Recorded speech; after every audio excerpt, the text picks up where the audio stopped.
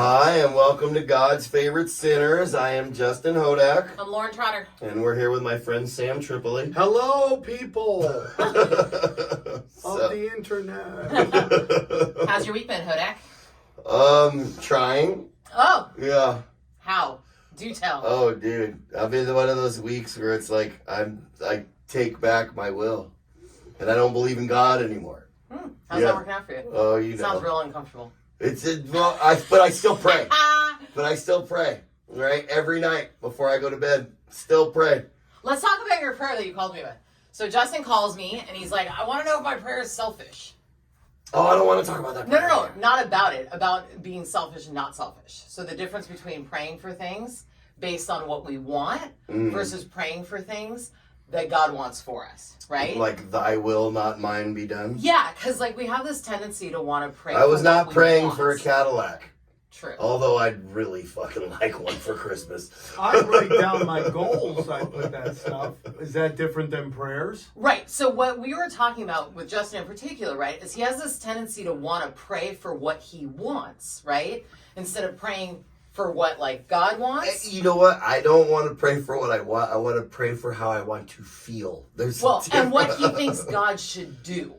That's the thing, right? Yeah. So it's praying for what he thinks God should do, and then if God doesn't do it, he doesn't exist. Yeah. That's the default, right? Well, because I was asking for God to fucking take away this certain feeling that I had in my body, right? Because when in recovery, right? Like, you pray for the obsession to be lifted, and eventually God intervenes and he relieves the obsession of drugs and alcohol. Yeah. So I was asking him to remove this fucking certain feeling that I had without talking about too much shit on the goddamn. Do you think it should be like sending somebody Vimeo, like some straight direct deposit? Do you think It's it as should be simple as that like, quick? I'm uncomfortable, so I want to ask God to remove it. Yeah, I want to ask God to Right. remove these feelings that I'm feeling right now immediately. And then he doesn't remove them, though, and he defaults to, like, God isn't here or God hates me, right? But it's that Belly of the whale, dude. telling God what you want to do, right? Yeah. Whereas, like, when he brought it to me, I was like, but here's the problem with it is, like, you're telling God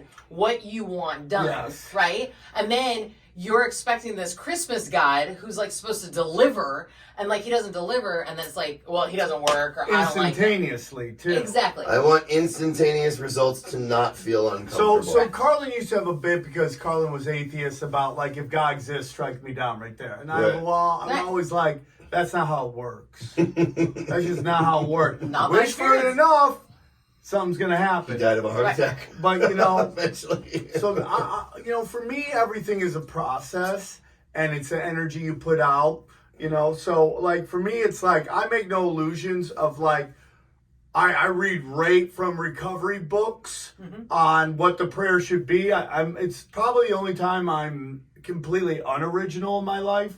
It's just by reading set prayers I found in different passages, in different books that I trust. And in the morning I do that, and at night I try my best to do a nighttime prayer every day. Bro, she stuck me with this prayer a couple weeks ago. God, turn me into the man you want me to be. Bro, I'm so fucking mad at her. Why? Because I've been doing nothing but weeping for the last fucking 3 weeks, bro. Well, I think that's great, Justin. I think that you need to feel shit. Because I think, like, for the longest time, you've really had, like, you had two emotions, chill or Hulk smash. He's my friend. So for me, that's good for you.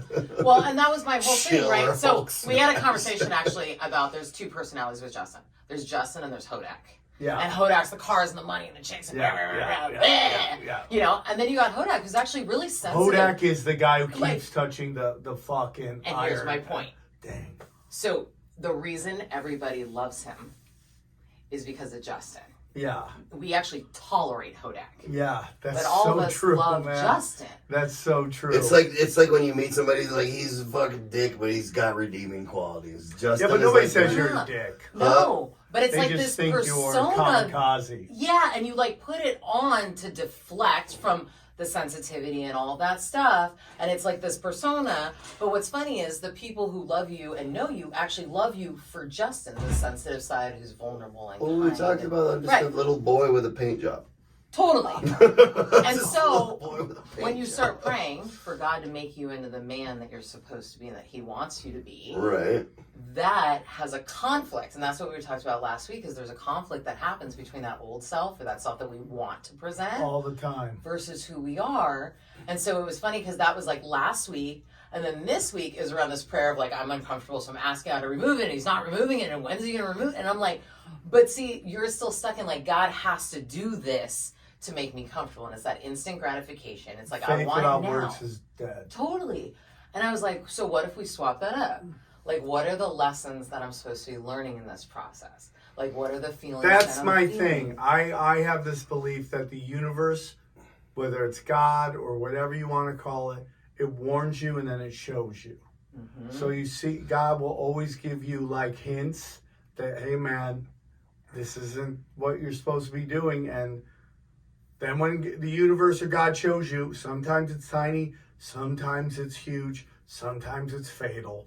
And that's just the way it is. So you have to like, I always tell people when they're in recovery, like, you heard the warnings, man. Stay here. There's a reason why you're here. You know, and that was for me, man. I learned that through Vom Galt. She's a Buddhist author, and she had a really impact in my life. I had a gentleman come on my podcast. I have a spiritual podcast called Zero, and it's love that. right, and it's about losing your ego, zero expectations. Oh, I love that. See, I don't even know about these things with the people we're having I want to on. go on this one, bro, because that's what I've been having is an ego death. So he are. I'll was just show up and cry the whole hour. yeah, I mean, dude, that's the best. I think, you know, I do a lot of recovery, and one of the recoveries, there's one guy that cries all the time, and it's like, it's not a meeting until he cries, you know? And like, it's just all dudes going, yeah, bro, cry. And it's like the best. And, you know, kind of like what you were talking about was just like, I have this, you know, I had daughters, and that was a very spiritual point for me. And like, so I have this really old wiring, and I'm trying to shove this new operating system into this new wiring, and there's always just a little bit of turbulence and a little bit of like rejection of that stuff, but it's like baby steps, man. Baby steps, Totally. baby steps, baby steps. And for me, man, you know, where I'm at right now spiritually, dude, is like, so this Buddhist author came on. Right before she came on, this guy named Matt LaCroix was talking about all these ancient sites all over the world, that like there's stuff in Peru and in Egypt, they have the same like carvings and all this stuff, and it's all about Anunnaki. And then you start getting really deep in this shit, and it's all fallen angel shit. Like when it goes deep enough in, and that's where I'm at right now. Like, the world's in the fall. Like, dude, there's a bunch of people who worship fallen angels, and they're fucking waging war against humanity, and it's us versus them, and that's where I'm at. Spiritual warfare. I got Spiritual warfare. 100%. All day long. 100%. And Yeah. it's like, you know, so, you know. We want to stay on the right line of that. That's all I know. 100%. To the best of my Us ability, versus them. just want to stay on the better side. Yeah. Just in case Whether whatever it's happens. Watchers, Anunnaki, fallen angels, all that shit, it's all the same thing. They're all just saying it different ways. Totally. And it's like this war against humanity. And when you start to study that, you go, okay, because like I'm really into hidden history, and like this timeline that they give us makes no sense. So you're like, if they're lying to us about that, what else are they lying to? And when I always say this, conspiracy leads to spirituality all the time. And if you dig deep enough, you go, what are they lying to us? And that is our connection with God. Totally. And who we are and how special we are. And like, it goes so freaking deep, dude. So, you know, the pandemic happens, and I lose my big money making thing, and I just had daughters, and I'm freaking out. I had 2 daughters. I had like people I have to take care of. I'm like, how am I gonna pay this? And I get hit up by this premium content place that like, please do a podcast here. And I'm like, I really want to do this spiritual podcast, but I feel weird charging for it. But I'm like, you know what? This is what God's presented to me. I'm just going to run with it, man, because I would do this conspiracy show and do a spiritual show, and I would never get to, at first, I would never get the numbers that I got on, like, lizard people and Pizzagate and the Jesuits. Well, I got a question. what made it come to you? Okay, so these dudes presented you with this offer. What was the internal thing that told you that it was time to do a spiritual podcast? It was just like this whole thing because I had this woman Von Galt on, and I was having these spiritual people on, and they were the best conversations, and they just weren't getting the numbers. But I'm like, it's resonating with me. I'm just gonna pull it off of this and put it in its own place and let people find it that love it. And it's a very weird show I do. It's called Zero. I do a little promotion, but very rarely do I go out and talk about it. I'm like, this is a show.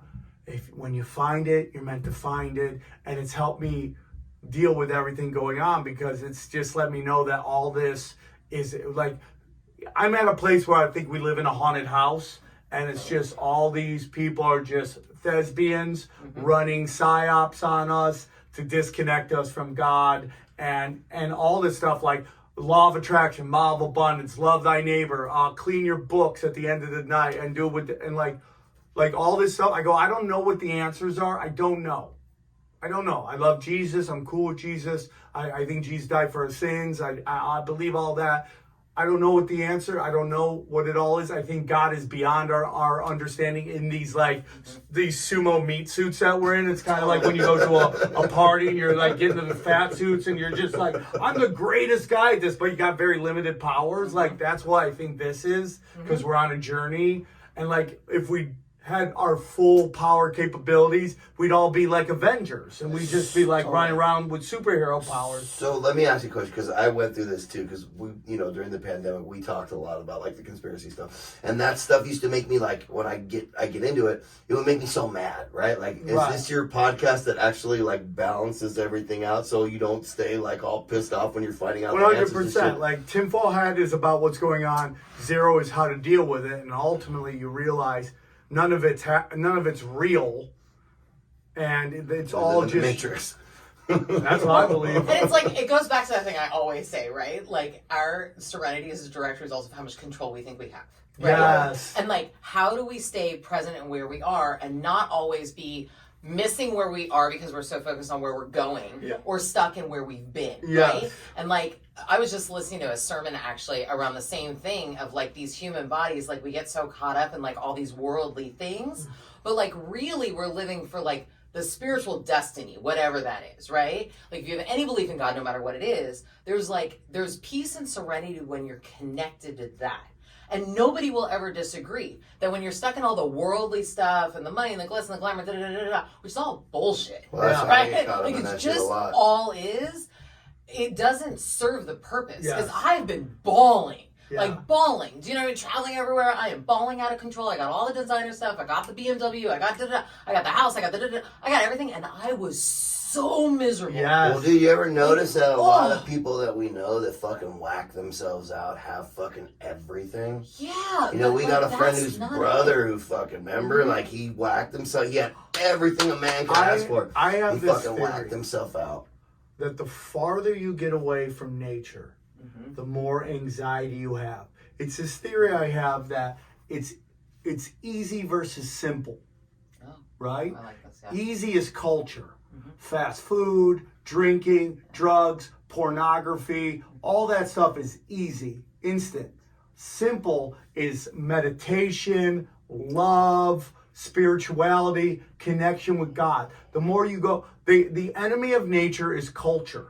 Culture is groupthink that's been pushed on people to have a certain view and act a certain way. And the more you're into culture, the more you start to see like high anxiety. The more you go against your natural drive, the more you tend to have this high anxiety, which is for whatever. There's these energy vampires that feed off that shit. Well, it's an interesting concept, right? Because like, even though like I was like, Tennessee was a hard one for me, right? Because I had to like fucking decompress. I came back, but it's like because I couldn't get behind the weather and fucking the gloom. Yeah, we're spoiled here. But dude, that was the thing. Like if you were there, right, and it snowed and you didn't have groceries, that was your ass. That was your ass, right? There was no fucking Postmates. There was no fucking pizza guy coming and delivering with chains on his tires. Like that was your ass. But on the flip side of that, like when I would leave my house and I'd go see like, I just get emotional. What the fuck are you doing to me? I see a family of like 12 deer. Mm-hmm. Just as a little baby ones. Mm-hmm. And I would sit there in fucking awe. And they lived in my neighborhood, which means there were no hunters there, right? Yeah. My ex in Nashville, we went to a place where they had deers that were rescues. And this was very rare. Like, no dude's ever seen this in the South, but we would go and fill up these bottles with, like, goat's milk and put nipples on them. And these little baby deer would just come and eat from the fucking bottle. Mm-hmm. It was the cutest shit I ever done in And my there's life. so much serenity. Dude, in there's those so moments. much serenity Simple. and love. And So I simple. wasn't thinking about anything else other than this baby deer. Yep. A couple years ago, actually. And so, since I got back, Mhm. I feel like I've been going 100 miles an hour. Yeah. well, and you have. Just Because you're fucking- in the big city. I'm in That's the a big city. choice. There is a choice in that, though. Do you know what I mean? Like, I can have just as much serenity sitting right here, or being in LA, or being in Alaska, or being on the top of a mountain alone. I can be just as serene anywhere. There's a choice in that, in where I put my energy into, right? Whether I'm going to pour my energy into everything everyone's telling me I'm supposed to do, or society's thinking I should do, or whatever it is, or that connection, like with some kind of spirituality or whatever it is, and with nature, and with, you know, like, I go on these walks all the time. Like last week I was on a 5-mile walk. Like I went to this meeting I had to go to, and I literally just started walking, and I went like 5 miles, and it was like one of those walks though, like where I was just present. You know what I mean? Like that was it. Like I didn't care about my phone. Like I had it on D&D. Like I was just walking. Like I didn't really have anywhere to go, and I wasn't working out. You know? And Who like, she is now compared to who she used to be. I'm like, who the fuck are you? She's like Kane in Kung Fu. She just fucking walks, bro, Right. and is present. That's Doesn't give a the fuck about her best. phone. I'm so Like, happy. Like, do you know what I mean? Like, I don't care. Like, I just don't care. You know, and you were talking me, about I always feel like deer. I'm running out of time. Yeah. I always feel like I'm running out of time. Okay, Yeah. I'm let's running out talk of about time. time. Let's talk about time, because that was my biggest things actually when I got like more into my spirituality was time. Was I always had this like thing like I'm against the clock, and like the truth is we all get 24 hours. Period. You cannot get any more ever. Yeah. Ever. Yeah. Right? We all have the exact same. Doesn't matter who you are, what you have, Yeah. da da da. You got 24 hours. Yeah. And it's using it efficiently. Not based on this like go to get nowhere, or like go to have a bunch of half-part done projects all over the damn place, Yes. and having this like constant run. It's like when I actually started valuing my time, Right. like it became more purposeful. And what was funny is the shift happened was I made time for me to actually connect Yes. with God, with nature. It's when I started doing those walks, was I would actually schedule my day, and I am blessed that I can make my own schedule and own my own companies and stuff, right? But like That's why I quit my schedule job. my day for me to be able to like go on these walks up through the mountains, or like pray or meditate, and like realize that that actually is more important than anything else that's going to happen in my entire day. And when I'm balanced in that piece of my life, like when I'm connected and I'm focused on what really has value, and that's relationships, you know what I mean, family, Nature. like nature, like, you know, going to the ocean, just having that peace. I stopped packing my day with 50,000 things that I really don't even Yes. need to do. Yeah. Right? I started looking at like, do I need to do this? I do not ever put on my schedule more than 2 things usually in a day. Like that's kind of my max, occasionally 3, but I want hours in between, because that way I don't have that like thing going all the time, because I can't function like that anymore. I have one of the big things that I've learned in my life was this thing of scarcity versus abundance. And from when we're like, I'm somebody, I believe in Christ, I'm cool Buddha, I'm cool with them all. I think they're all trying to say the same thing in their own We're ways, in the right? same way. So I do believe that this is where we get in conspiracy, that at some point, some people, this is where we get into what I call the watchers who worship the fallen angels. They insert these religious books into these Abrahamic religions that somewhat change the direction of those religions. You know, the Quran isn't the original Quran. The Talmud isn't the Torah. And then we get into like what stories were canonized in the Bible. And so this is where I get into like abundance versus scarcity, because we're told you only live once, man. You only live once. And like from the moment you're born, they're telling you there's only so many resources, there are only so many days, you have so much time on this planet, and if you don't maximize this, you're going to fucking blow it, and you need to trust us because we have your best interest, because if you don't do it right, you're gonna lose these few days that you're allowed to have. Oh, from the moment you're young, you only live once. You only live once. And like, everyone has their own view on that, but everything there's enough of everything. Mm-hmm. I've always realized this, man. Recently I've made some changes. I'm really into surrender right now, right? I'm just surrendering to the mother of my children, mm-hmm. surrendering to where I am comedically in my comedy career, you know. And like recently I've had a real disconnect from myself and LA comedy crowds. Mm-hmm. Like, we do not see the world the same way. And I've been trying to shove, square pegs in round holes, mm-hmm. to the point I get very angry at these people. And then I'm like, I'm not doing them any service. I'm not being of service to them. They just want to laugh and they don't see the world my way. And I leave very upset, mm-hmm. because I didn't have fun, and that I got into this because I'm a crazy person who doesn't want to be told what to do, and there's a bit of fun to it. So for me, it's like surrendering to what's going on, like and being willing to like let something go, because we have this fear that if we let it go, it won't come back. So he knows I am the jump off the cliff girl. Yeah, like, I am the full blown. You know what? Like, I'm like, no! Yeah, and I really, and I have had some big jumps, especially like in this last year. I've had some really big ones, and it's been one of those like, you know what? I don't know how it's going to work out, but this is what I'm being called to. And I always talk about, like, I believe that God or connection to the universe or whatever, like, lives in our gut. And like a spiritual experience is separating from our head from Christ our gut. Consciousness. Totally.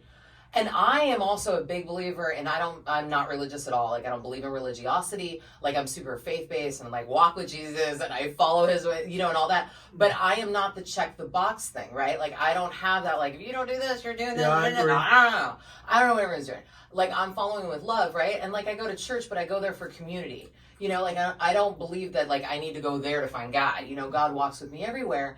And in that spiritual walk, there have been times, like, I just started this nonprofit, and like, I woke up at 4 a.m. and literally the entire vision and mission like poured out of me on a piece of paper, and I was like, I'm gonna do what? And it's like another one of those, like, I don't know, like, this is what I'm being called to, and the world is like, no, that's not a good idea, or no, you shouldn't do this, or what if it fails, or da-da-da-da-da-da-da. And I've been a single mom since my kids were 1 and 2. I mean, now they're 16, my son will be 18, but like, I've been doing this a long time, and I was the only one supporting them. And so for years of my life, there was that fear of like, you wake up in the morning and you have that like, and like that panic and da-da-da. Fast forward to like today, I take all kinds of leaps and be like, I don't know, like, I didn't pay rent, and like rent wasn't there. I was like, I don't know. She's like, I don't know where my rent's coming from for 3 days before. I'm like, you're a fucking kook. And I didn't. And it got paid. Any fear though, and it wasn't even about it getting paid. Like, it really was. It always works out. It's gonna be whatever it's gonna be. Do you know what I mean? It doesn't work out because there's something else coming. Yeah. So it's that working out based on what I think, versus letting go of being concerned about what the results is and knowing it's going to be what it's going to be. And the truth is, it's going to be what it's going to be anyways. Yeah. It's just me creating this chaos based on my fear of me not getting what I want. And in the resistance is where you create the chaos. Mm-hmm. Well, so I'm the king of that. So I read this book. Well, I forget the name of it. I wish I could remember, but it's really, it dives really into law of attraction, but from a very Christian point of view, and it's a lot of discussion about Jesus. So I tell people there's a lot of Jesus in it, but if you're okay with that, you'll get a lot.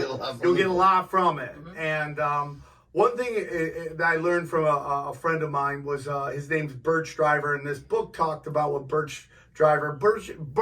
There's been like a couple people that have had really big impacts on my spiritual movement. Amy Belair, Birch Driver, Von Gall, and Birch has taught me law of abundance. Like, give it away. Totally. It will all come back. So one thing he talked about was retrocausality, right? Mm-hmm. Which is this notion that you shouldn't even, like, when you're like, yeah, Rem will be here. Like, you shouldn't even worry about whether it's going to work out or not, because it already worked out. And the reality is, and this book talks about, to believe it's not going to work out is to worship two gods. Exactly. Because then you're worshiping and you're manifesting, right? So I'm a big believer that our words do actually manifest things. I think words are magic and spells. It is. And so you're always speaking life or you're speaking death into everything. Yeah. Right? And so it's our words that I do believe creates our destiny. Yes. You know, like we speak things and they do happen.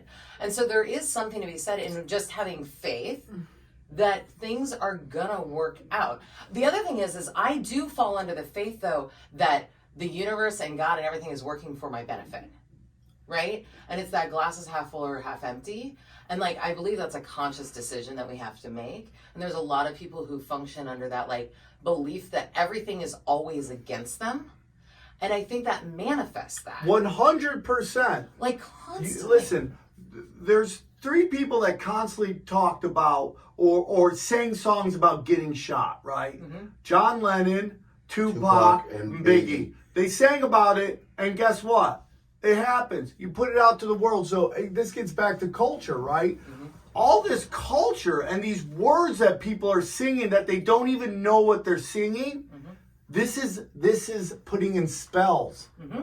It's like Jedi shit, manipulation of energy, and that's what I'm really into. Like, I believe in assimilation, but not from a computer, but from a spiritual simulation. Totally. God created it all. It's beyond our understanding. Mm-hmm.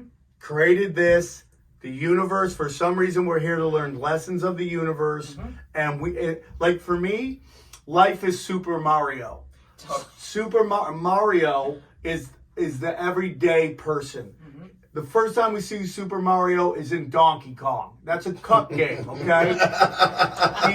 He's trying to work hard enough that his chick doesn't bang the big boss, right? So his whole thing is work as hard as you can. And that's all we do. We just grind all the time. Then we get a little peace, right? And then suddenly this dude eats the shrooms, right? In the next level, he eats the shrooms. The next thing you know, he's in Mario Kart, and everything is possible. But the truth of the matter is everything was always possible from the start. And it was always there. Like yes. that, and what you were saying in the beginning, it does live inside of us. Like, I really do believe that. I think there's a piece of the universe and God that lives in every single one of us. You feel it. Like, you feel the presence. 100%. Like, I always feel it, like, out in the ocean. Like, so this is my theory. Sorry to talk so much, but this is my theory. Is that our whole culture right now is telling you should be doing this, you should be doing this, you should be doing this. And when your spirit tells you go a different way, that's where anxiety comes from. Mm-hmm. And your anxiety is like, I'm not happy, right? And then what does our culture tell you? Take pharmaceuticals, so you numb out and you continue down this path that you're not happy with. And numb out your consciousness. Yes. Of what you're supposed to be doing. Yes. Right? And that's so interesting. It's so funny because he's talking about like an internal battle like I go through all the time. Right. It's like, well, maybe everybody else is wrong and fucking da-da-da-da-da, and like not listening to that inner consciousness of what, don't quit your job. What are you, fucking nuts? You're gonna go in this industry that's fucking crazy and you don't know nothing about. It's gonna be judged and da-da-da-da-da-da-da, and like, or stay stuck and become a mental fucking vegetable. And work fucking 16 hours a day. I was miserable. But all of your anxiety is over what other people think. That's the problem.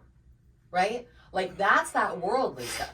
I do not care what other people think. Now, doesn't mean I won't hurt my feelings. Doesn't mean I won't have a feeling about it. Do you know what I mean? But when you're in alignment and you are walking in that, it doesn't make a damn bit of difference what anyone else thinks about what I'm doing. But the most black belt thing, real quick, the most black belt thought is it's none of your business what other people think of you. 100%. If you can get to that level, where, like, dude, like, I'm old, I'm Armenian Italian. I go 0 to felony real quick, dog. Like, I'm gonna go burn shit down. I definitely go 0 to felony. I'm a match thrower. I'm like, I'm Kaiser Sose this shit right now. I look for survivors. Shoot the family, burn the village, walk off while my hair blows, right? That's who I am. But I've had to learn, like, one of my favorite lines in the movie is Waiting for Guffman, where she's like, I've learned not to trust my instincts, which is the most hilarious thing when you're talking improv, because that's the worst advice. But in terms of being an alcoholic crazy person, Yes. my first reaction, let's pause and breathe. And I go, so big thing that I've learned, I'm talking so much, I'm sorry. No, But you're good. the biggest thing I've Why learned you're is here. like, what is the game? Mm-hmm. And this gets into Hermetic principles. Yeah. Like you study the Hermetic principles, which is the laws of the universe, and these fucking these people who worship the Watchers, right? Yeah. Took the Hermetic principles, which is the law of the universe, hardened them to take out all the magic and called them the laws of physics. So if nothing falls into the laws of physics, it's not possible. But all the magic of where we live, all is outside It's of outside that of the stuff. law of physics. It's all outside that stuff to the point you can't reproduce it in a scientific study. Okay, so the laws of the physics. What was the point of that? Oh man, I can't remember. I lost it, dude. But it Well, was that's very even deep. like what they talk about, like in recovery, right? Like there were these stories of these dudes that, you know, in the OG, like, you know, the principles of like how these dudes founded recovery, right? Like the dude went and paid the most prominent doctor back in the day, thousands and thousands of dollars. And he fucking looked at the dude and he goes, yeah, dude, in your kind of case, you're doomed. Which is a nice way of telling somebody, you're fucked. You're fucked. Could you imagine fucking paying all that money to a doctor and he looks at you and tells you you're fucked? Unless a complete spiritual experience takes place, that you have a psychic change. Could you I couldn't imagine like being a fucking atheist or fucking go to see the doctor. He goes, hey, without God and some action, you're fucked. I'm like, there's no pill. But here's my There's best no part cure. of that always, Right. is being an atheist is a faith of its own. Right. Like, because you have no faith in having no faith, which is faith. I always in think itself, which I atheists always are love. people who have some issues with their dad. What is the atheist? What they explained it is the atheist says there is no God and the agnostic can prove there's no God or something like that. That's what it is, right? So So what was it? You had it. Yeah. You found your thought? Okay. what is the game? Everything in life. So there's this woman named Jessa Reed, and she was a really hard tweaker. And she came on tinfoil hat very early. And this is another one of those spiritual podcasts that I was like, and she was like, I was tweaking really bad. And I found that if you drank your pee after you tweaked, you could tweak harder. So she drank her pee, right? And then she talked to these spirits, right? And this is where I'm like, okay, as a tweaker, I'm like, okay, we're in Tweaky Town right now. And she said something to me that I thought I dismissed, and she goes, everything is about the game. What is the game? What is the game of life? Okay? And I go, okay, Tweaky Tweaker, right? Yeah. But then I'm reading the Hermetic Principles and the Kabbalion, and it's like, the masters know how to play the game. What is the game, dude? What is the service of the game? What is your job? What is our relationship? What is my job on this podcast? And once you start understanding that, everything gets simple, dude. It really What is simplifies. the game? But we have a purpose. And it's like being in What is your alignment game? with that purpose. Monopoly? I don't No, fucking no, know. no. You'll figure it out when you break it down. Like, I have 2 daughters right now, and I know they're going to wreck a lot of shop, man. Their mother and their father are outlaws. There's no way. And I will give you some hope, though. Both me and my ex-husband are like old school gangsters. And their kids are great. And both I'm kids hoping are zigs really and good, zags. and I think it's really weird. I'm a zigger. I hope they zag, you know. Yeah. But it's everything is the game, and this is life, Justin. This is a realm of consequences. You will never have this in your life. It does not exist. And if you think you're watching somebody, No, mine's like an old rickety roller coaster. It's like click, click, click, click, click. And then you get to... the masters understand this. The masters understand this. And once they understand this, they figure out how to make it go back up. Yeah. Because it's going to happen. So when you're in the moment and you're in the blender, right? And you realize I'm in the blender, how do I get out of this? How do I stop this? What is my behavior? What is the universe telling me at this moment? Why am I depressed right now? What is the universe telling me right now? What is the game that I got to play right now? When you start asking yourself that, when you're sad, you're angry, you're depressed, I think we've demonized this in our culture. We've made sadness, anger, and depression these horrible taboo things that we should all run from. When I think that's the universe telling you you're not on the right path, fucking change it up. What do you really want to do? People always like, I'm like, you could do anything. They're like, I want to be president. I don't think that's how the game plays. I think the role of presidency is part of the theater of the haunted house. And only the thespians play that are here to raise our anxiety. But what is your journey? What do you really want to do? I bet you have some things you really want to do, and you're like, I'm not going to do that. That's not possible. That's you fucking not playing the game, dude. I believe through God, all things are possible. It's crazy. And that's what I was saying this week when we were talking about that, right? Is it's like leaning into those feelings and stop trying to avoid them. Like, if we try to avoid our feelings, they, like I always say, you either work your feelings or they're going to work you. But that's the thing, too, is like, it's not trying to avoid the feelings, right? For when you're praying for them to be removed. I'm so emotional. That's what that is. That those feelings run everything that's in front of me. But like, leaning into them, I'm like, oh my God, like, this will not subside. This will not fucking subside. I am so in this right now, I can't focus on work. I can't focus on shit. Like, I'm so in it, and I get it leaning into it. Leaning into what? To fucking lay in my bed all day with the fucking covers pulled over my goddamn head? There is a lesson to learn, though. I've learned enough. I've learned enough. But you gotta let it go. Right? Like, that's my thing. Let it go. Let it go, bro. I'm telling you, every day I write down, what is my goal for today? Let it go. But I try to let shit go. And then it fucking, like, comes back. Like, the worldly. Like, I've had this battle between the spiritual and then the worldly. Right? The spiritual and then the worldly. I'm fucking letting it go, and now I'm taking it back. And I'm letting it go, and I'm fucking taking it back. Right? Because I don't have your kind of faith. Oh, yeah, it's cool. I ain't fucking working, but the rent will be paid on fucking maybe Thursday. That's the issue. What? Maybe you have to have faith. Maybe it's not. Yeah. But listen, brother, I love you to death. I know. You're a kamikaze, brother. You run as fast as you can into the wall. Why don't you just repeatedly walk to the wall? Why don't you just walk to the wall? Everything has to be crank it, bro. And I'm telling you, sit back and breathe. I'm just telling you, man, let it go. Well, it's interesting, like, that's how my company came. We were talking about that, like, my company. Like, I had this thing that was fucking handed to me on, like, a silver platter. And I try to, like, tweak it, but when I just let it go, it's about to launch, and fucking, I haven't really worked at it yet, but hopefully it's fucking successful. But literally, it was a transition from me getting out of the industry that I was in that was fucking sucking my soul. Yeah. Sucking my soul. And I got this other industry that was just fucking handed to me on a silver fucking platter to be a partner in a fucking company that could be viable. Here's one of the things, though, like, going back to what we were talking about in the beginning, too, is, like, it's such a process, though, right? And, like, when we talk about that battle of, like, the old you and the new you and the spiritual da-da-da, and you and I had this conversation last week, right? Like, even where I'm at, right, and I pretty much live this way, like, 98% of the time, there are days where I throw on my gangster rap, and it is on and cracking in my car for, like, an hour, and I'm, like, old school gangster Lauren, like, I'm... fuck this shit, like, and I am cussing, and I am having my moment, and then it's like allowing that to come out, though, and like, that's what you were saying, right? Like, I am a huge fan of processing feelings, and I am a big fan of anger and depression, and like, walking through all of those feelings. Why do I feel this? Yeah, and like, letting it out, though. Do you know what I mean? But like, in a healthy way. Like, I do this rage on a page thing where I go nuts.